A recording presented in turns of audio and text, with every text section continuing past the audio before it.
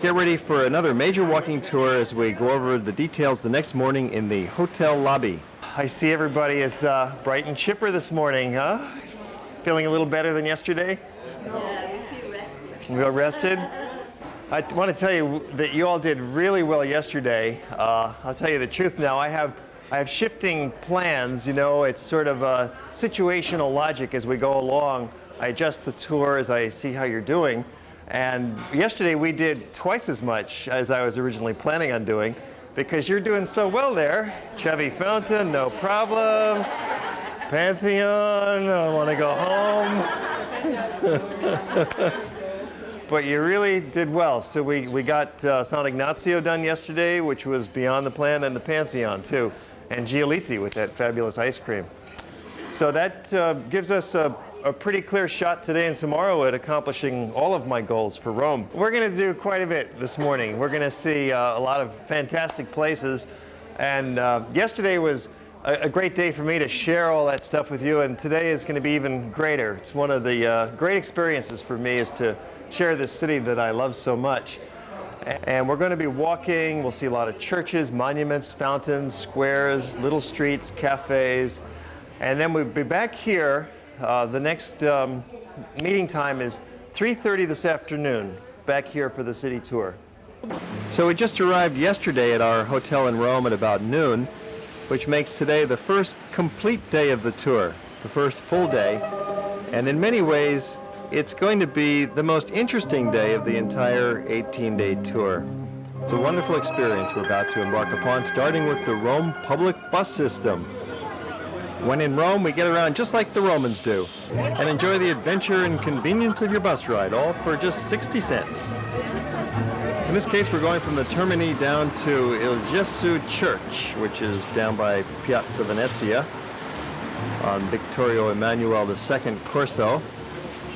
Going by these bill posters. You see posters all over the city. Tells you what's coming up. The outside of the church of Il Gesù has just been renovated.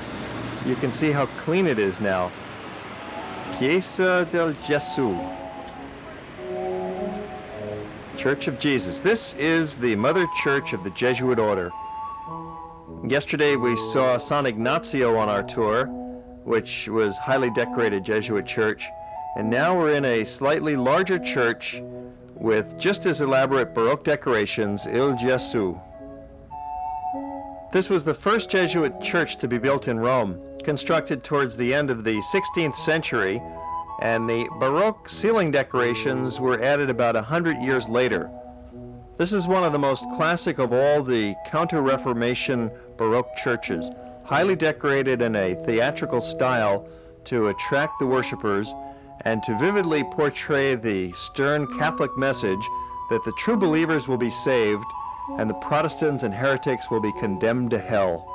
This is the famous side chapel to San Ignazio, designed by Pozzo, the same Jesuit priest who painted the ceiling murals in San Ignazio. Like all of the 400 churches in Rome, Mass is said on a regular basis. The vast cupola towers high above the church, designed by Giacomo della Porta. He designed the dome, and he also designed the front facade of the church as well. Some other artists played a role in the design of the church. Even Bernini sculpted one of the statues that's inside here. Della Porta and Vignola was the original designer, the architect, the master architect behind the beauty of this great church. The astonishingly realistic ceiling mural was painted by Il Basiccia, and it depicts the triumph of the name of Jesus, with beautiful paintings spilling over from the ceiling onto the side walls and blending in with the stucco figures. Again, the facade by Della Porta, recently renovated and cleaned in all its glory. Il Gesù. And nearby is the Area Sacra, also called the Largo Argentina, right in the heart of the city. An ancient complex of Roman temples was unearthed in the 1930s during a construction project. All work was halted so that the temples could be preserved and renovated, and now it's a home for cats. There's hundreds of cats who live here at the Largo Argentina. It's a sanctuary because people are not allowed down into the grounds of the temple.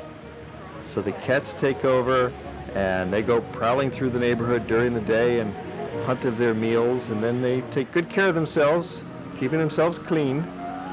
Street cats are well loved in the city of Rome. You'll find many people bringing their leftover foods down to the Largo Argentina just to feed these kitty cats. Crossing over into another of the pedestrian zones of the city, we're heading for a really great treat. We're heading for the Campo dei Fiori. And along the way, we get to observe the shop clerks and the different window displays down Via Gubernari, one of the more interesting little streets of the city. Via dei Gubernari connects the Largo Argentina with the Campo dei Fiori, and it's a very colorful walk, very peaceful. Watch out for the motor scooters. They'll come zipping down through the little alleyways, but generally this is for pedestrians. Great place to take pictures and to do some shopping for fresh fruits. For the hungry, thirsty tourists, it's a good place to buy some peaches or strawberries. And for the local Roman, this is where they'll do their daily shopping for fresh produce. One of the reasons why the Italians have perhaps the finest cuisine in the world, they have a lot of terrific fresh ingredients to work with. And there are many excellent restaurants in this neighborhood as well, open for lunch and particularly for dinner. Well into the evening, this is a very lively section of town. And many of the restaurants will purchase their fresh produce right here from the Campo dei Fiori. Arugula, all sorts of great herbs and fresh vegetables and fruits. Great tomatoes. Most of it grown right in Italy, around the region around Rome. Campo dei Fiori means field of flowers. Originally this was an open meadow facing the ancient theater of Pompeii. And even today they sell some flowers, they sell some clothing, they sell other odds and ends in the Campo dei Fiori. Nearby are these wonderfully attractive streets and their old world charm and their neighborhood cats.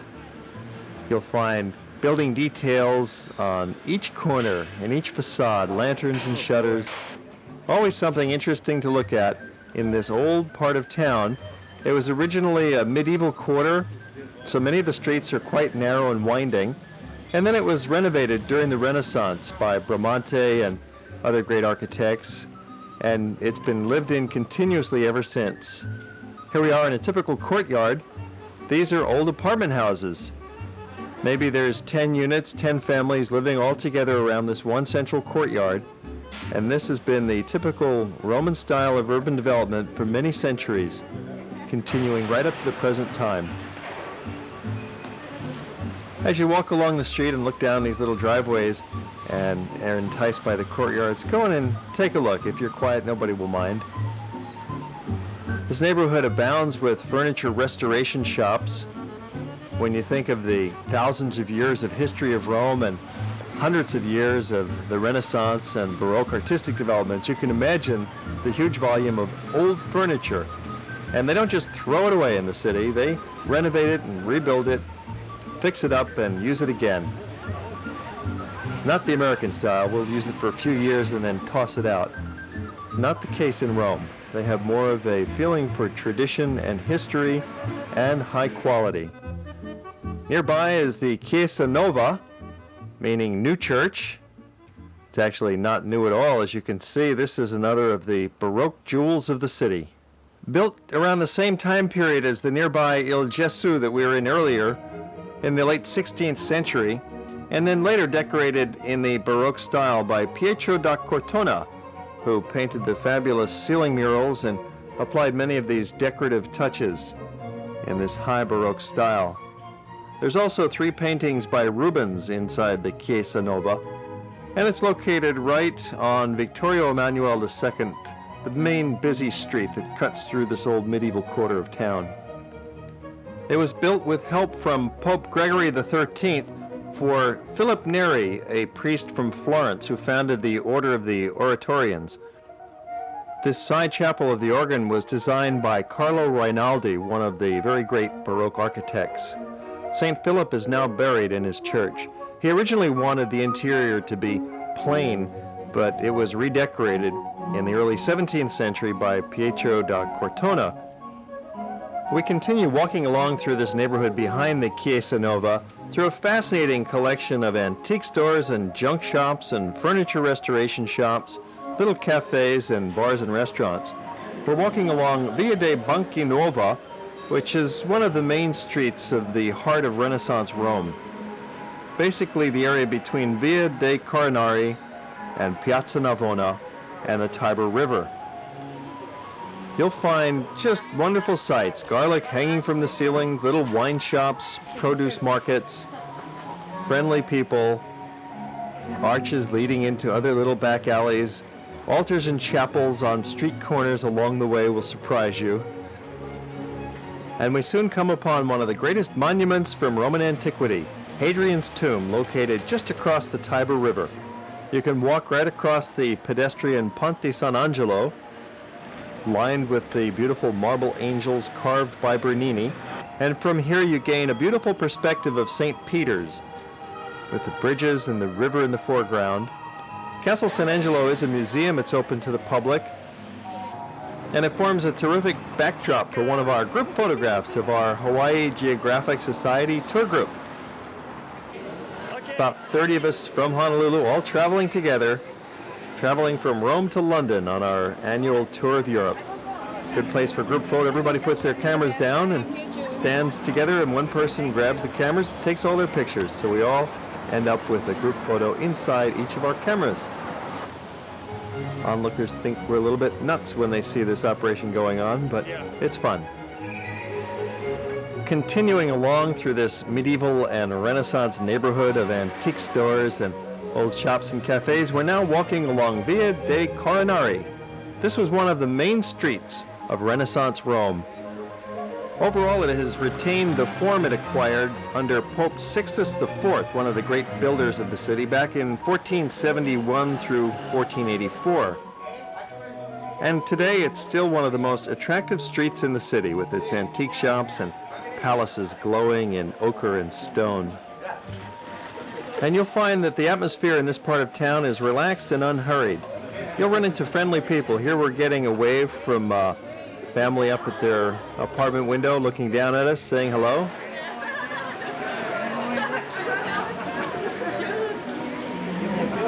It's a quiet part of town, a place where people have time to stop and say hello and chat about the day's news. We've now arrived at the exquisite small church of Santa Maria della Pace, with its concave and convex facade designed by Pietro da Cortona, and its small octagonal domed interior. It's been under renovation for nearly 10 years, and now it's open and the renovation is nearly complete. The attached cloisters was Bramante's first work in Rome, built in 1504. He later went on to design the great Basilica of St. Peter's. And this small cloister was an important classical breakthrough for Bramante and began to establish his reputation in the city of Rome as an architect to be dealt with. You get into this peaceful little cloister by going through an inconspicuous doorway, which is just to the left as you're facing the front of the church. Again, the facade designed by Pietro da Cortona in a completely urban environmental plan context. He wasn't just building a church, he was building a neighborhood. And the little piazza that he constructed fronts upon this very peaceful and charming street scene, which at night is a very lively spot. There are thousands of young people lining these streets at night, having fun, having a drink, having a friendly conversation. Another lively place at night and throughout the daytime is the famous Piazza Navona, the most popular, the most famous, the largest of all the piazzas in Rome. You'll see cellular phones all over the place, and the Italians talk with their hands even when they're on the telephone and nobody can see them. They just can't stop it.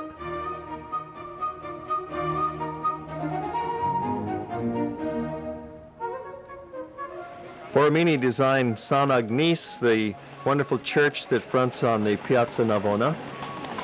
Here's some of the classy Italian mounted horse policemen. They were getting ready for a big fashion show this evening. There's always something going on at Piazza Navona. It's a genuine neighborhood hangout where kids push their bikes around and lovers caress on the benches. artists set up their painting easels. They'll do a portrait of you or sell you a landscape. And it's also a spot for the international jet set, or you can just have a casual lunch. The prices are just a little higher than normal, and for this kind of scenery and ambiance, it's certainly worth it. You might just have a nice coffee, have a cold beer, it'll run you about $6 or $7. You could have a nice sundae, ice cream sundae with some gelato piled high for $8 if you like. Or just sit back with a $3 coffee and spend an afternoon, spend an hour watching the people going by. Jim and Reiko had a good time here. Very good. Highly recommend it. Everything he said true, really. And don't forget to take some good photos. Sometimes when you're in a beautiful spot like Piazza Navona, you're so astonished by your surroundings that you even forget to pull the camera out. So we're always there to remind you, okay, stand here is a good place to take some pictures.